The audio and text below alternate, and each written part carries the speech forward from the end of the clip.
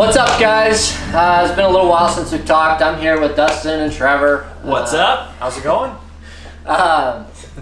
We have a lot of updates to make. I know we haven't talked in, it's been since August, I think, since we've actually had the opportunity to do a fishing report. We've been crazy busy. September was a fun month. We had a great time. Flows were down to 500. And then October 1st showed up. And the flows got bumped, and it's been tricky. Yep. It's been tricky. It just has been. So Trevor's going to update you on the Reef. Dustin is going to update you on the Mile and the Bighorn. We've been doing more trips on the Bighorn as of late. I think we're hoping to do more in coming days. And then after they give you that report, I'm going to just give you a little bit of what we can forecast for the rest of this year. Some stuff for the holidays. So stay tuned. And with that, let's go to the Reef.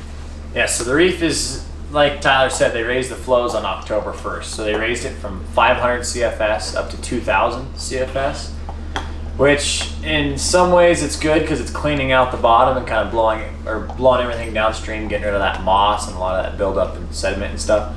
But it's also been making the finding fish really, really difficult. I mean, it's real hit or miss right now. I mean, we're finding them here and there up against the bank and in some slower moving water, but it's just been tough. And then you mix the wind in and hotter days, and it becomes a decently long day. And then I think yesterday they also bumped the flows up another 700 CFS. So we're kind of going up to the Mile and the Bighorn a little bit more just to get away from those higher flows. And they should be bringing those flows down, I want to say October 20th. So I'm hoping that's gonna make the fishing better.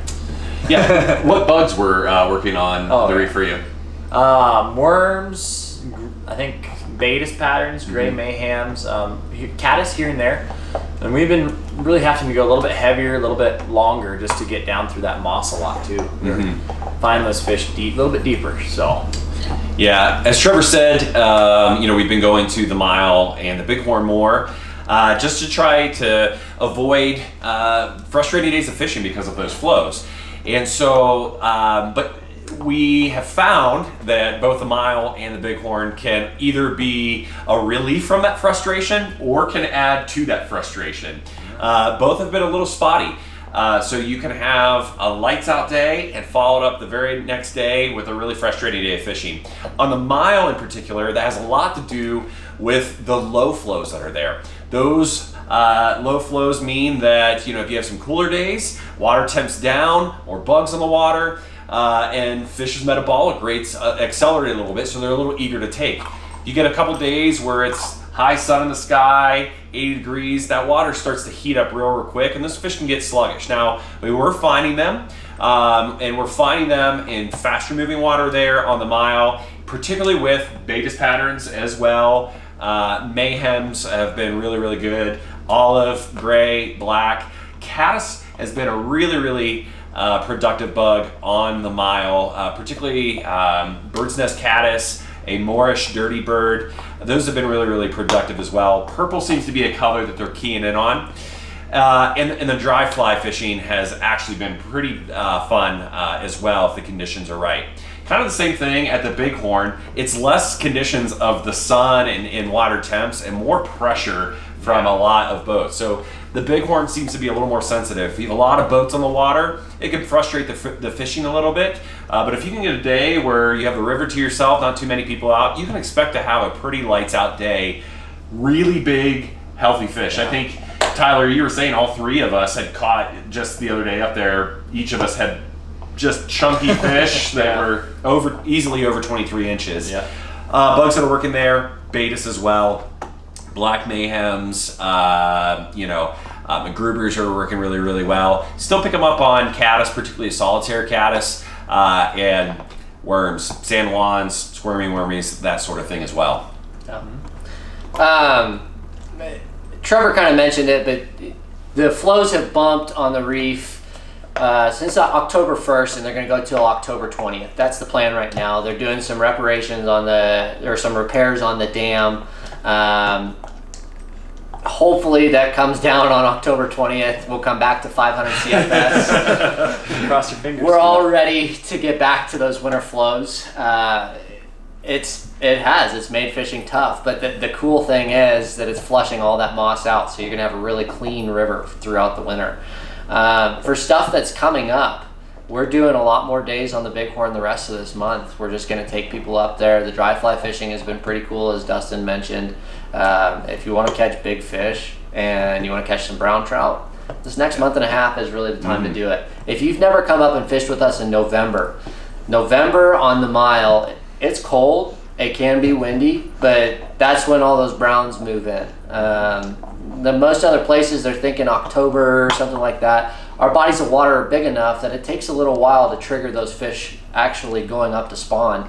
And they're gonna move up, they're gonna be in mass. Your population is almost gonna double in the Miracle Mile. And if you want a true shot at a 25+ inch brown, November is the time you gotta go. If you're not wearing gloves, you're probably not gonna find those big fish. I know I wrote an article earlier this year that talked about that and the importance of going when most other people are too scared to come. So that's kind of what's going on with the mile. We've got some great opportunity to catch big browns throughout November. A reminder that is the off-season rates. So we're gonna look at $50 off on the mile. We're looking at $100 off on Gray Reef for a full day. The Reef with that drop in flows, I'm sure is gonna be phenomenal. We've been fishing a lot through town, below town, until the flows bumped. It's only gonna be cleaner. You're gonna find big fish down there. It's gonna have a lot of opportunity for dry flies, for streamer bite, a smattering of things. So that's a great opportunity. We've got availability at the end of October. We would highly encourage you to come after this drop in flows. I think it's gonna be some of the best fall fishing we've seen. Same with November. Shoot, our temperatures have been so unbelievably mild. We're definitely seeing just a really slow transition into winter months. So I think that November will probably be great. Take advantage of those off-season rates. They go till March, the end of March. If you are interested in the Bighorn, we do a ton of days in March up on the Bighorn, and same with April. I know you guys love the Reef, but you got to give that river a shot. It's pretty special. Yeah, if you want to catch big fish, it's the place to be.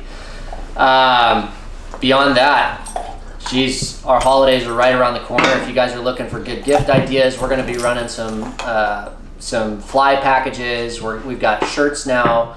None of us actually have it on, but we have these really nice. We swear they're there. Yeah, we have these really nice NRS hooded sweatshirts, or not sweatshirts, sun shirts with our logo on the back, and then we've got all these hats and all that sort of stuff.